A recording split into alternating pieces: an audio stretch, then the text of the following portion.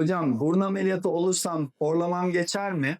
Bu soruyu sıklıkla hastalarımdan duyuyorum. Videomun en sonunda bu soruyu yanıtlamaya çalışacağım. Ama önce dilerseniz her ne kadar bütün metabolik olayları fiziki kurallarla açıklayamasak da bu sorunun yanıtını siz de çok sıkmadan fizik kuralları ve bilimsel çalışmaların ışığında cevaplamaya çalışalım. Bunlardan birincisi Fozay yasası. Fozay yasasını şu şekilde açıklayabiliriz. Şimdi burnumuzu önden arkaya yatay duran bir silindire, bir tüpe benzetelim. Bu tüpün içindeki hava akımı yarıçapın 4. kuvvetiyle orantılı.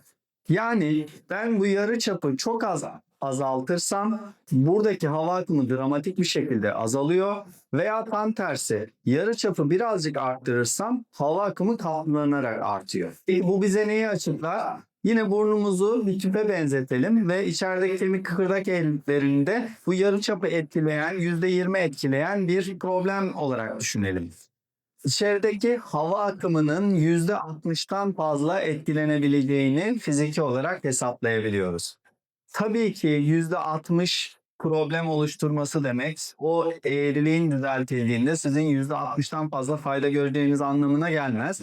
Ancak bir akışkan kuralı olarak o hava akımının net bir şekilde etkilendiğini biliyoruz. Bunlardan ikincisi de Bernoulli yasası. Bernoulli yasası da yumuşak damak ve dil kökü çevresindeki havanın hız ve basınç dengesini anlatır. Dar bir bölgeden geçen akışkanın hızı artar, statik basıncı azalır. Çevre dokuları birbirine çeker, böylece ses ve titreşim artar. Yani bu iki kural birlikte çalıştığında burun darsa direnç artar ve hasta daha güçlü nefes almaya çalışır. Daha hızlı nefes almaya çalışır.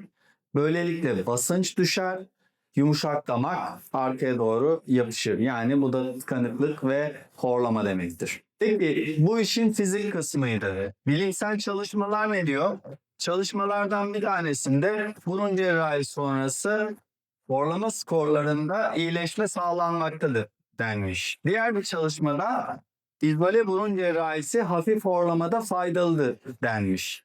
Bakın faydalıdır deniyor. Horlama tamamen geçer denmiyor. Dikkatinizi çekerim. 25'ten fazla bağımsız çalışmanın birleştirildiği devasa sistematik bir incelemede izole burun cerrahisinin uyku kalitesinin artırılmasında, gün içerisindeki uykuluk halinin azaltılmasında, horlama şiddetinin azaltılmasında istatistiksel olarak anlamlı olduğu saptanmış. Diğer bir çalışmada sadece estetik amaçlı yapılan burun ameliyatlarının bile nose skoru dediğimiz burun tıkanıklık skorlarında ciddi düzelmeler sağladığı saptanmış. Şimdi baştaki sorumuza geri dönelim. Horlamam geçer mi? Bilimsel olarak da yanıtlamaya çalıştığım gibi yanıt bazen evet geçer.